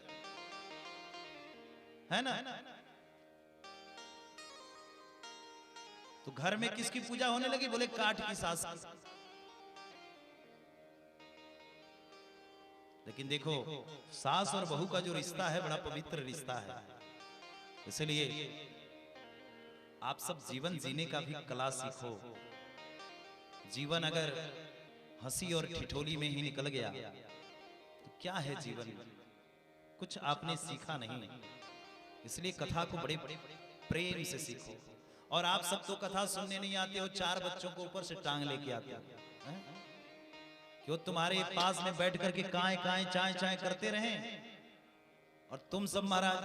अच्छा, कुछ मताएं तो इसलिए भी आती हैं कि चलो भाई बच्चा कम से कम घर पे रहेगा तो कुछ सीखेगा नहीं, तो चलेगा तो महाराजे जी कुछ सिखा देंगे। भाई तुम्हारा बच्चा तुमसे नहीं सीखेगा तो महाराज जी क्या सिखाएंगे? इसलिए भाव से जाओ कथा सुनने के लिए। बोलो भक्त वत्सल भगवान की जय, बांके बिहारी लाल की जय, श्रीमद् भागवत महापुराण की जय। हर हर महादेव शंभो। भाव से बैठे और कथा का रस आस्वादन करें। सुने, बस आइए हम विवाह महोत्सव में प्रवेश करते हैं भगवान की। आज भगवान का विवाह महोत्सव की कथा है। देखो, इस कथा को जो सुन लेगा तो जिनके जिनके विवाह नहीं होंगे महाराज सबके हो जाएंगे, और जिनके जिनके हो गए हैं भैया उनका गिरेगा। इसलिए भाव से सुनो गोविंद की विवाह महोत्सव की कथा। सुनो, सुखदेव भगवान कहते हैं, राजन परीक्षित ये कथा सुन रहे हैं कि हम तुम्हें भगवान के विवाह महोत्सव की कथा सुना रहे हैं, इसलिए सुनो। भगवान 12 वर्ष तक रहे कहां? बोले मथुरा में। और 14 वर्ष रहे कहां? बोले द्वारिका में। भगवान की अवस्था कितनी हो गई? कितने वर्ष के हो गए भगवान? 12 और 14 26 वर्ष के भगवान हो गए। 26 वर्ष की अवस्था में गोविंद ने विवाह किया, भगवान ने किया। इसलिए हमें 25 वर्ष तक क्या करना चाहिए? बोले ब्रह्मचर्य आश्रम का पालन करना चाहिए, ब्रह्मचारी बन करके। 25 से पहले विवाह नहीं, 25 से पहले विवाह नहीं। इसलिए 25 के बाद शुरू हो गया 26, और 26 पर तुरंत हमें घर गृहस्थी बसा लेना चाहिए। क्यों? बोले 25 तक इसलिए ब्रह्मचर्य का जब पालन करके और ब्रह्मचर्य आश्रम का पालन करके जब वो ब्रह्मचारी आगे बढ़ेगा और गृहस्थी में प्रवेश करेगा तो उससे जो संतान होगा महाराज, वो संसार में आकर के बड़ी दिव्यता के साथ में और संसार की व्यवस्था को बढ़ाएगा। और जो बाल्य अवस्था में ही अपने ब्रह्मचर्य को खंडित कर देते हैं, ब्रह्मचारी नहीं रह पाते, तो आने वाले संसार में, समाज में जब महाराज उनकी संतति होती है वो मंदबुद्धि हो जाती है। इसलिए सुदृढ़ बालक को अगर इस संसार में लाना है तो 25 वर्ष का हमें क्या बोले? ब्रह्मचर्य आश्रम का पालन करना चाहिए। और 25 के बाद 26 में विवाह करके और फिर घर गृहस्थी बसा करके और फिर क्या करना चाहिए? बोले संतान उत्पत्ति करके। और फिर 50 वर्ष के जब हो गए तब तक पता चला कि 50 वर्ष के आप हो गए तो आपके बेटे भी 20-22 वर्ष के हो गए, घर संभालने वाले हो गए। लेकिन आजकल तो विवाह भी महाराज फैशन हो गया, 35 से पहले विवाह नहीं होता। अब 60 वर्ष की अवस्था है और 35 पर तुमने विवाह किया, अब तुम 60 के हो गए, तब तक पता चला तुम्हारा बेटा 12-13 वर्ष का है, और कहीं तुम लुढ़क गए तब क्या होगा? अब 12 वर्ष का बच्चा, 14 वर्ष का बच्चा कहां संभालेगा? किसको देखेगा? इसलिए 25 से ज्यादा हमें समय नहीं देना चाहिए और 25 से पहले हमें समय नहीं देना चाहिए। अच्छा, 25 पर देखो, हमारे वैज्ञानिकों ने, हमारे ऋषि महर्षियों ने भी कहा कि 25 तक हमें ब्रह्मचर्य का इसलिए पालन करना चाहिए, हमें घर गृहस्थी नहीं बसाना चाहिए। क्यों? बोले महाराज इसके पीछे भी एक रीजन है। कैसा? बोले ये रीजन है कि अगर 25 से पहले आपने विवाह कर लिया तो उस समय तक बच्चा कामयाब नहीं होता। इसलिए 25 वर्ष तक हर एक बच्चे को कामयाबी का रास्ता दिखाओ, ये हर एक माता पिता का कर्तव्य है। आजकल होता क्या है कि माता पिता 25 क्या 30 वर्ष तक अपने बच्चे का लालन पालन करने लगते हैं और सोचते हैं कि अभी तो बच्चा है। जिस दिन बच्चा 25 वर्ष का हो गया उस दिन माता पिता का यह परम कर्तव्य है, यह परम धर्म है कि उस बच्चे को फिर घर में मत रखो। ये मत सोचो कि ये सरकारी नौकरी करेगा कि प्राइवेट करेगा, नहीं नहीं, नौकरी करवा दो, चाहे जो भी नौकरी हो। 25 वर्ष के भीतर जो बच्चा नौकरी कर लेता है, जो हासिल कर लेता है, वो बच्चा अपने जीवन में बहुत उपयोगी होता है, बहुत कामयाबी को उत्पन्न करता है और आगे बढ़ता है। इसलिए 25 तक हमें कुछ ना कुछ कर लेना चाहिए। 25 के बाद फिर किसी से होता नहीं हमारा।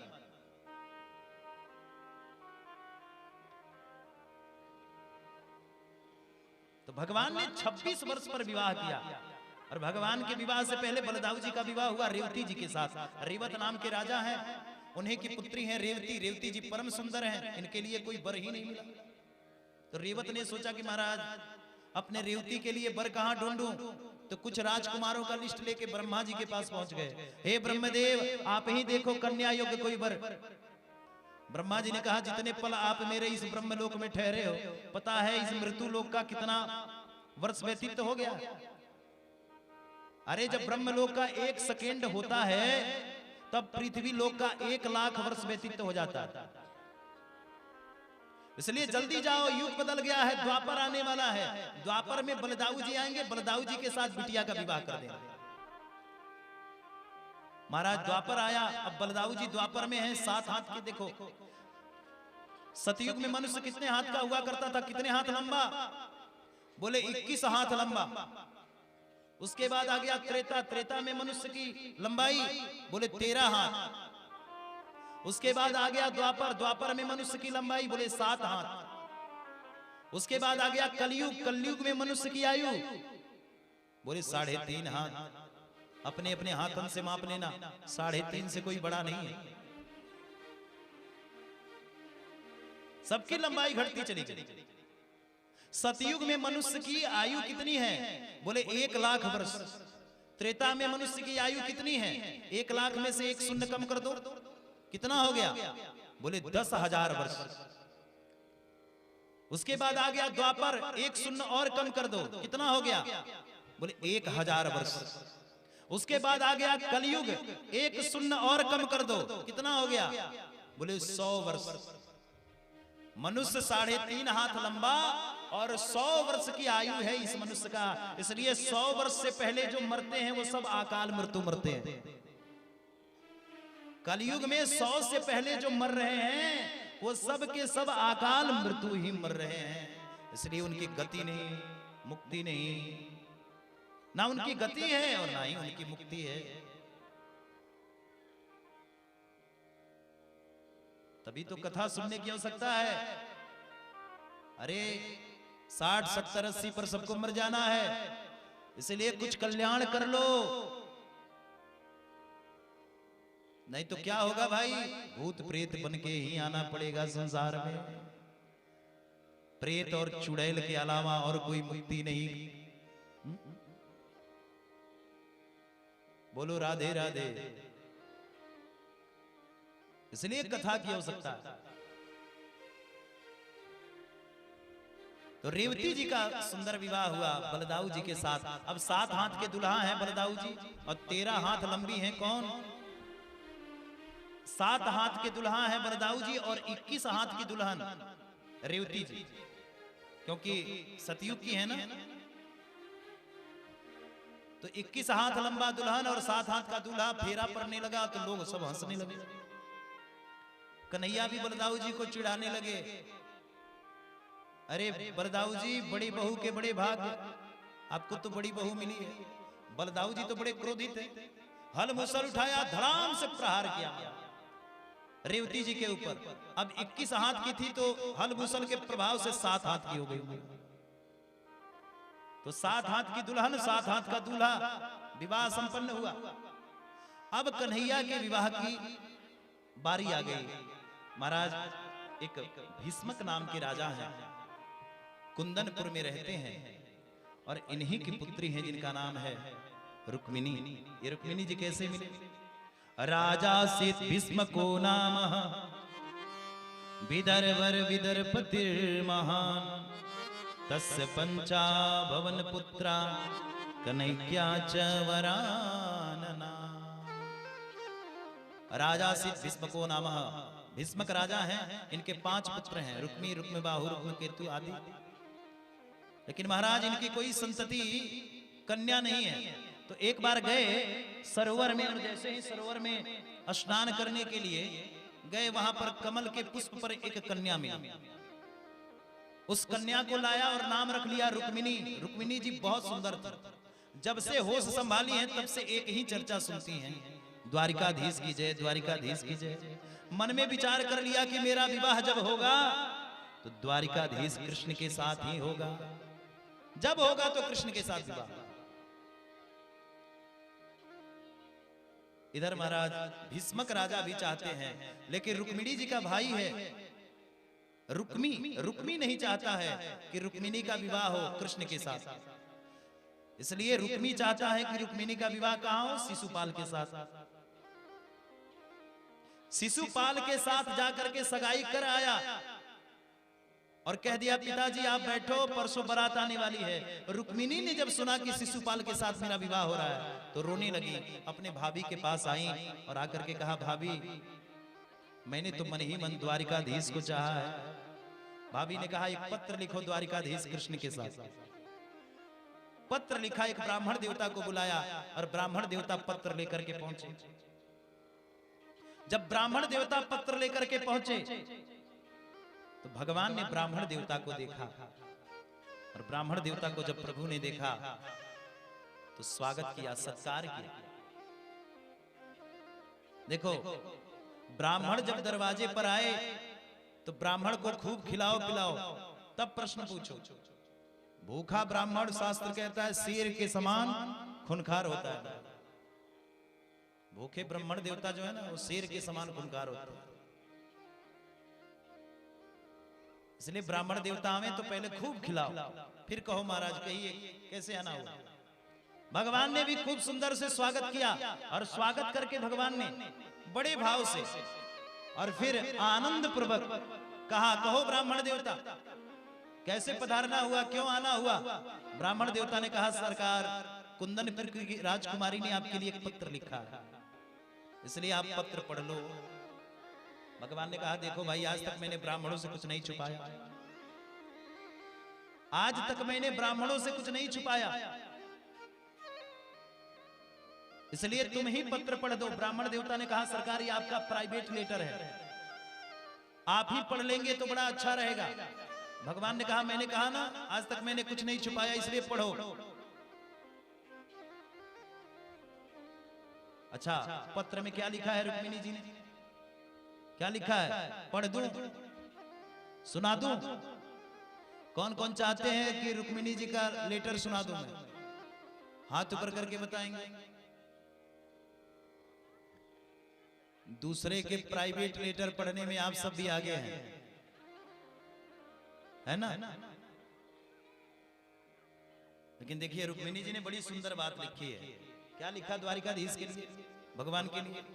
श्रुत्वाम गुणान भुवन सुंदरांते निरविषयो कर्मणे विरतो गता। हे द्वारिकाधीश मैं आपकी रुक्मिणी विवाह जब भी करूंगी तो आप ही के साथ, इसलिए हे द्वारिकाधीश सिंह का भाग सिंह ही ले जाता है, सिंह का भाग कोई सियार लेके नहीं जाता। इसलिए हे द्वारिकाधीश मैं जानती हूं मेरे विवाह में बहुत सारे लफड़े होंगे, लड़ाई झगड़े होंगे, मेरा भाई रुक्मी नहीं चाहता आपके साथ विवाह, इसलिए एक काम करना देवी पूजने आऊंगी और वहीं पर आप वरमाला लेके खड़े रहना, मैं भी वरमाला लेकर के आऊंगी, आप मेरा वरण कर लेना। लेकिन हे द्वारिकाधीश निवेदन है कि मेरे विवाह में किसी प्रकार का युद्ध नहीं होना चाहिए, लड़ाई झगड़ा नहीं होना चाहिए। अगर आपने मुझसे विवाह नहीं किया तो ये आपकी रुक्मिणी ये वचन दे रही है कि 7 जन्म ले लूंगी, लेकिन विवाह करूंगी तो आप ही के साथ विवाह करूंगी। भगवान ने जब सुना तो भगवान हंसने लगे। ब्राह्मण देवता बोले सरकार आप घबराए नहीं, आप हंस रहे हैं। भगवान ने कहा मैं इसलिए हंस रहा हूं कि जो हाल रुक्मिणी का है वही हाल मेरा भी है। मैंने भी जब से रुक्मिणी के बारे में सुना है, भोजन करता हूं तो रुक्मिणी के बारे में ही सोचता हूं, पानी पीता हूं तो रुक्मिणी के बारे में ही सोचता हूं। मैं भी जब जब रुक्मिणी के बारे में सोचता हूं तो मेरा भी ध्यान उन्हीं के प्रति रहता है। देखो एक नियम अपना लो, भगवान को जब तक भगवान मानोगे भगवान मिलने वाले नहीं हैं। हम सब अगरबत्ती लेकर के भगवान के पास जाते हैं और कहते हैं जय जगदीश हरे, स्वामी जय जगदीश हरे, यही कहते हैं। तो हम सब क्या करते हैं, बोले भगवान को भगवान समझ लेते हैं। भगवान को जब तक भगवान मानोगे भगवान नहीं मिलते। तो भगवान से क्या करना पड़ेगा भगवान को पाने के लिए, बोले भगवान से संबंध जोड़ लो। जो भक्त जिस भाव में भगवान को याद करता है उसी भाव में भगवान मिलते हैं। संबंध जोड़ो भगवान से। भगवान को या तो बेटा बना लो, नहीं तो सखा बना लो, नहीं तो मित्र बना लो, नहीं तो पिताजी बना लो, नहीं तो पति बना लो। जो भी संबंध रखना है भगवान से रखो, लेकिन भगवान मत मानो, भगवान से संबंध बनाओ। भाई का, मित्र का, सखा का, पिता का, पुत्र का। हमारे अवध में एक संत रहा करते थे, वो कहते कि राम हमारा चेला, हम राम के गुरु। कहते थे राम हमारा चेला, हम राम के गुरु।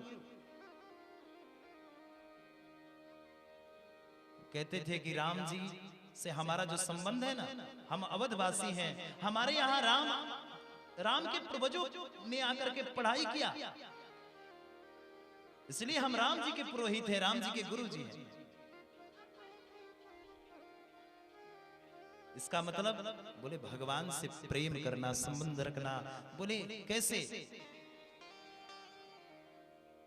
तो महाराज भगवान से संबंध तो रिश्ते का होना चाहिए। रुक्मिणी जी ने पति के रूप में भगवान की आराधना की, तो भगवान भी आज किस रूप में भगवान रुक्मिणी जी का भजन कर रहे हैं? बोले पत्नी के रूप में रुक्मिणी जी का भजन कर रहे हैं। आप जिस रूप में परमात्मा का भजन करोगे, अगर बेटा मान करके भजन करोगे तो आपको पिताजी मान लेंगे, मित्र मान करके भजन करोगे तो मित्र मान लेंगे, पति मान करके अगर भजन करोगे तो आपको पत्नी मान लेंगे। मीरा ने यही तो किया था। रुक्मिणी जी ने भी आज प्रभु का भजन किया पति के रूप में, तो भगवान भी रुक्मिणी जी का भजन कर रहे हैं पत्नी के रूप में। इसलिए जब कोई जीवात्मा जिस रूप में प्रभु को याद करता है, भगवान उसी रूप में उस जीवात्मा को स्वीकार करते हैं। ये भगवान का स्वभाव है, परम स्वभाव है। रुक्मिणी जी का पत्र पढ़े और पत्र पढ़ करके गोविंद निकल पड़े। बलदाऊ जी ने रोका, ए द्वारिकाधीश, तब तक तो भगवान का रथ निकल गया बहुत दूर। इधर से शिशुपाल भी बैंड बाजे लेकर के पधारा रुक्मिणी जी से विवाह करने के लिए। विवाह का समय आया और रुक्मिणी जी अपने सखियों के साथ आज देवी पूजने के लिए निकली हैं। जाकर के जैसे ही भगवती का अर्चन बंदन किया, प्रणाम किया, जयंती मंगला काली भद्रकाली कपालिनी दुर्गा क्षमा शिवा धात्री स्वाहा स्वधा नमस्तुते। हे भगवती रक्षा करना, मुझे गोविंद मिले। तुरंत मैया ने जब सुना, मन जाहि राचहु मिलहि सोबर, सहज सुंदर सावर, करुणा निधान सिजान सील, स्नेह जानत रावरो। भगवती ने कृपा कर दिया और तुरंत भगवती के हाथ से माला रुक्मिणी जी के हाथों में आई। बरमाला लेकर के रुक्मिणी जी निकली। सैनिकों ने जब रुक्मिणी को देखा तो रुक्मिणी जी इतनी सुंदर हैं कि जिन जिन सैनिकों ने रुक्मिणी जी को देखा, कोई कह रहा है वाह कितने सुंदर नेत्र हैं, कोई कह रहा है वाह कितने सुंदर बाल हैं। ऐसे ही करके रुक्मिणी जी आगे बढ़ती चली जा रही हैं। और जिन जिन सैनिकों के ऊपर रुक्मिणी जी दृष्टिपात कर देती हैं, देख लेती हैं, थोड़ी देर के लिए ही अगर नेत्र मिला लेती हैं तो वो भी तन करके खड़ा हो जाता है, वाह मैं कितना सुंदर हूं कि रुक्मिणी जी हमको देख रही है। बढ़ते चली गई रुक्मिणी जी, बढ़ रही हैं। और महाराज अंतोगत्वा इधर भगवान भी आए। भगवान ने हाथ देखा, ए रुक्मिणी मैं यहां हूं। रुक्मिणी जी गई और जाकर के वरमाला दिया, गोविंद पहनाए। इतने में हल्ला हुआ, अरे भाई दुल्हन कहां गई? कन्हैया आयो है, जल्दी से पकड़ो। हल्ला हुई। शिशुपाल भी महाराज सैनिकों के साथ आया था। कह दिया आज बना लो इस बंदी, इस द्वारिकाधीश को जितना जल्दी हो सके, क्योंकि हल मुसल वाला नहीं आया, इसका बड़ा भाई। देखो भाई, कन्हैया से लोग नहीं डरते थे, सब समझते थे रणछोर है, माखन चोर है, ये क्या युद्ध करेगा। लेकिन बलदाऊ जी के हल मुसल का बड़ा चमत्कार था। सबने कहा बंदी बना लो जितना अतिशीघ्र हो सके, जल्दी हो सके। हल मुसल वाला नहीं आया। तब तक तो बलदाऊ जी ने हल मुसल ला के पटक दिया, ए द्वारिकाधीश डरने की आवश्यकता नहीं, हम तुम्हारे साथ हैं। और भगवान दुल्हन को लेकर के निकले रुक्मिणी जी को, और इधर बलदाऊ जी युद्ध करने लगे सैनिकों से। लेकिन रुक्मिणी जी का भाई रुक्मी पीछा करने लगा। लेकिन रथ के पास जब गया तो क्या देखा महाराज? उल्टा दृश्य है। रुक्मी के तो होश उड़ गए। रुक्मी विचार किया था कि द्वारिकाधीश बहन का हरण करके ले जा रहा है, लेकिन यहां सारा उल्टा दृश्य है। क्या देखा? भगवान रथ पर आरूढ़ होकर के और युद्ध कर रहे हैं, और रुक्मिणी जी क्या कर रही हैं? बोली रथ चला रही हैं। होश उड़ गए, अरे बाप रे, हमने तो सोचा कि द्वारिकाधीश बहन का हरण करके ले जा रहा है, लेकिन यहां तो उल्टा है, यहां बहन ही द्वारिकाधीश का हरण करके ले जा रही है। रुक्मी से युद्ध हुआ, भगवान खुदे रथ से रुक्मी को मारने के लिए उद्यत हुए। रुक्मिणी जी ने हाथ जोड़ा, सरकार मैंने पहले निवेदन किया था, मेरे विवाह में किसी प्रकार का युद्ध नहीं होना चाहिए। भगवान ने कहा, देवी काहे चिंता करती हो? अरे ये तुम्हारा कुछ है तो मेरा भी तो कुछ लगता है, इसलिए हम इसको छोड़ देते हैं। मुंडन करके भगवान ने छोड़ दिया। रुक्मी चला गया और भगवान गए द्वारिका। द्वारिका में भगवान का आज सुंदर सा जय जयकार होने लगा। सुंदर भगवान का विवाह महोत्सव द्वारिका में बड़ा विशुद्ध रूप से हुआ। आओ मेरी सखियां मुझे मेहंदी लगा